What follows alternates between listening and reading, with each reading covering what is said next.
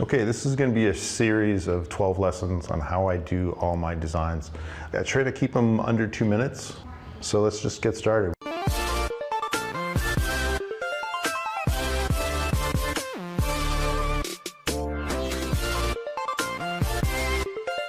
Okay, design number 5 is a heart design. Generally, we're doing 2 names with that. Let's just go ahead and get started with that. I don't know if there's a quick way to do this. I mean, I've seen some artists, pretty clever way actually. They draw a circle and a circle, real faded, and then they just connect it, and then you get yourself the shape of a heart. It's a good way to get it centered and get your size down without committing to a hard line. I, however, just like to commit. And that does come with practice. I don't think it needs to be completely symmetrical. Well, there are plenty of artists out there that do a nicer heart than me, but it's okay if it's a little off. Put some curves in it, make it interesting. It's not a completely round. It might have like an arc here and then it starts to flatten out here and then an arc here. In my opinion, it just makes it more interesting. And then I'll do a nice tight to fat line. I'm backing up as I do it. And I'm not taking it to the edge. That keeps my overspray from taking over on the sides. You don't want that. If I were to get close enough, it would probably go over the line. I don't want to do that. And then I can just fill it in. Back and forth strokes.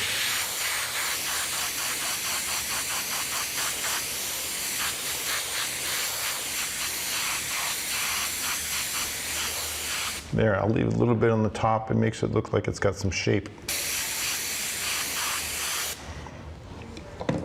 Now, you could call that done. I like to put a little bit of pink in there, especially if I know it's for a girl. And I'll stand way back, and I'm gonna put a fat line of pink that covers both the red and the white.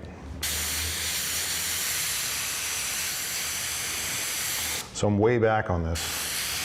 Be wary, as I get this out probably farther than it should be, that when I'm standing back and doing a large fade of anything, that overspray might be a problem. So make sure your airbrush isn't tilted in one direction or the other. It's got to be completely perpendicular the whole time, and then I'll help contain it.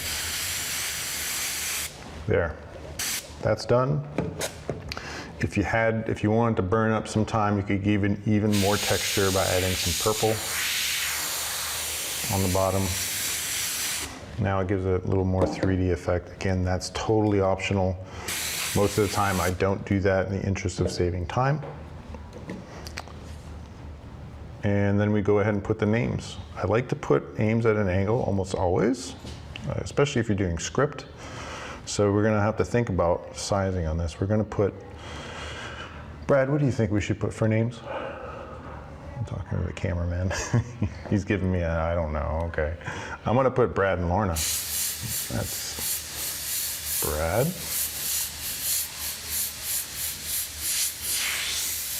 And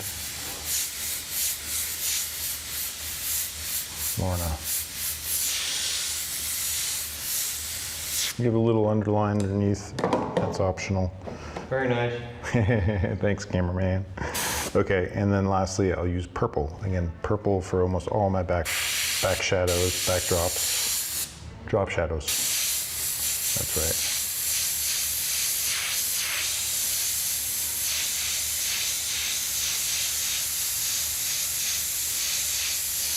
And sometimes they ask you to put a date. 3, 2, 3, let's say at 20, something like that. I usually put it below the heart and a little bit of purple on there. Again, that's that noise or texturing that I call. It's real quick, bam, bam, bam. It's not the most fancy, but it's definitely quick. Okay, that's design number 5.